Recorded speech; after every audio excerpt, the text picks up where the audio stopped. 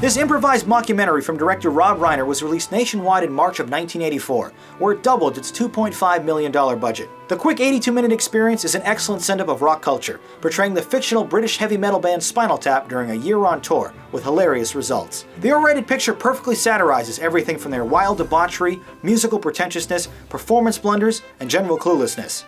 Perpetually teetering on the edge of realism, it's the extremely subtle and true-to-life humor that not only makes this movie so funny, it also tricked a fair number of audiences into believing this band actually existed. In their first of many such parody documentaries, veteran comics Christopher Guest, Michael McKean, and Harry Shearer lead the picture as the titular group of cod-piece wearing narcissists, ad-libbing majority of their lines in the process. In an inspired bit of casting, Reiner appears as an ambitious film director within the film, often interviewing the band on camera. Later, he sets up the picture's most iconic moment when he questioned Guest's decision to label all of his amps with an 11, asking, "Why don't you just make 10 louder and make 10 be the top number and make that a little bit louder?" The drawn-out beat before Chris answers, "These go to 11," is one of the most legendary examples of comedic timing in film history. Joined by some cameos from before they were famous actors like Bruno Kirby, Billy Crystal, Fran Drescher, and Ed Begley Jr., the core group of players make their biting improvisation and witty banter look effortless. But their heavy accents and talking over one another sometimes makes it hard to follow their conversations. This is one picture that definitely benefits from having the subtitles turned on.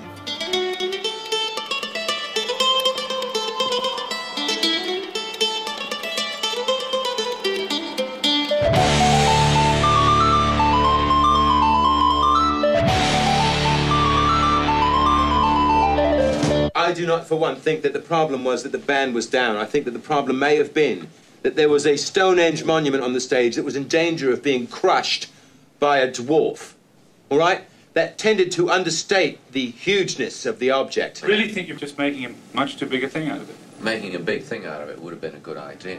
Structurally, the movie could really be arranged in any order. Each scene works well by itself, but when assembled together, there's very little cohesion or overarching story here. The fly-on-the-wall visual style, however, lends credence to the picture's unscripted nature, consistently cutting away to Spinal Tap's many shortcomings and humorous issues during their onstage performances.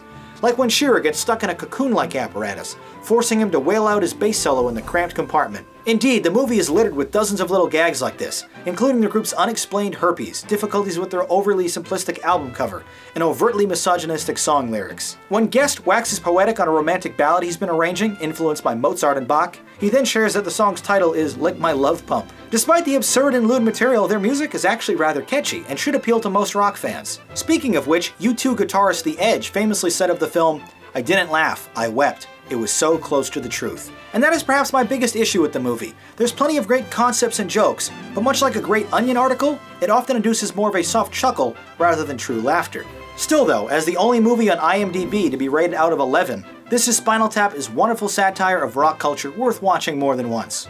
Now let's check out some of your reviews.